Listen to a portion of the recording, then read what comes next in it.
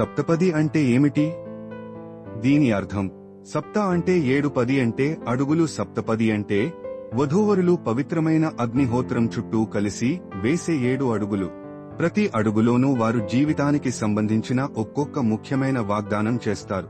ఈ 7 అడుగులే భార్యాభర్తల బంధాన్ని 7 జన్మలకు ముడివేస్తాయని నమ్మకం.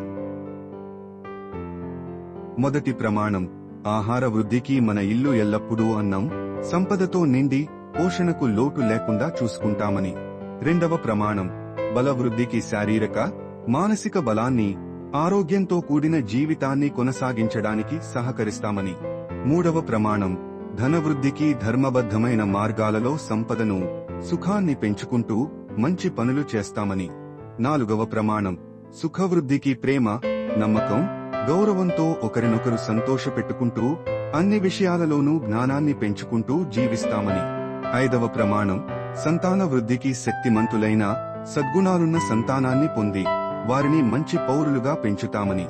ఆరవ ప్రమాణం: ఋతువృద్ధికి అన్ని కాలాలలో, అన్ని పరిస్థితులలో అనగా కష్టాలలో, సుఖాలలో ఒకరికొకరు తోడుగా ఉండి ఆనందంగా జీవిస్తామని. ఏడవ ప్రమాణం: శాశ్వత స్నేహానికి ఇకపై మనమిద్దరం కేవలం భార్యాభర్తలం మాత్రమే కాదు, జీవితాంతం విడదీయరాని ఉత్తమ స్నేహితులుగా ఉంటామని.